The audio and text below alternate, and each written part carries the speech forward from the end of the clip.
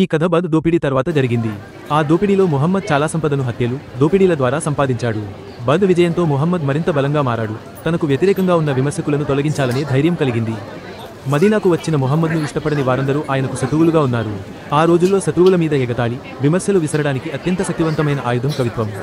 అందుకే ఆ కాలపు కవులు, కవయిత్రులు నేటి జర్నలిస్టుల్లా పనిచేసేవారు. బను ఔస్ తెగకు చెందిన కవయిత్రి అస్మా బింత్ మర్వాన్ ముహమ్మద్ను తీవ్రంగా ద్వేషించింది. ఎందుకంటే ఆయన తనపై విమర్శలు చేసిన చాలామందిని హతమార్చాడు. ఆమె ఒక కవిత రాసి తన ప్రజలను విమర్శించింది. ఎందుకని ఒక పరాయి వ్యక్తిని ముహమ్మద్ నమ్ముతున్నారు అని. తన సొంత ప్రజలైన ఖురైష్తో యుద్ధం చేసిన వ్యక్తిని అనుసరించడం ఎందుకు అన్నది ఆమె ప్రశ్నించింది. నేను బను మాలిక్ అల్ నబీద్ పురుషులను అల్ ఖజ్రజ్లో ఉన్న ఒక తోడేలును ద్వేషిస్తున్నాను. మీకు చెందినవాడు కాని మురాద్ గాని మధీజ్ గాని ఒక పరాయివాడి మాట వినుతున్నారు.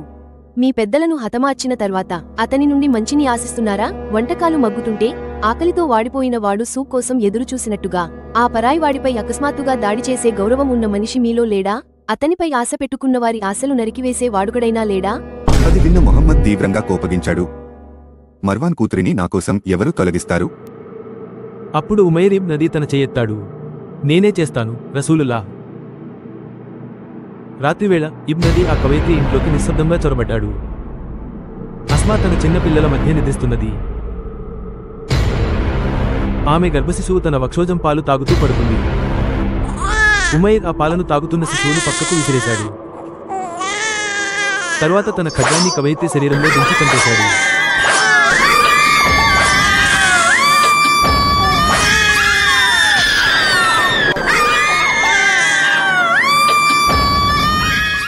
ఉదయం ఉమైర్ ఇబ్న్ నదీ మసీదులో ప్రవక్త ముహమ్మద్ను కలిశాడు.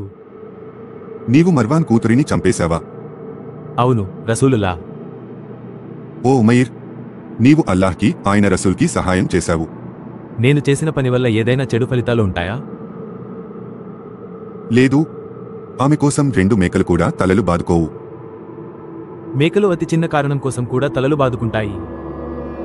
కాని ప్రవక్త ముహమ్మద్ మాటల్లో అస్మా హత్య అంత చిల్లర పని, అంత చిన్నదే. దానికోసం మేకలు కూడా తలలు బాదుకోవు.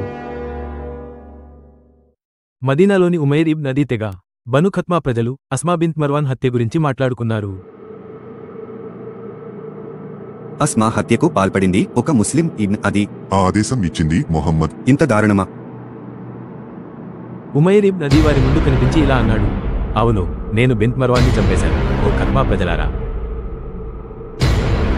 ధైర్యం ఉంటే రండి, నాతో యుద్ధం చేయండి.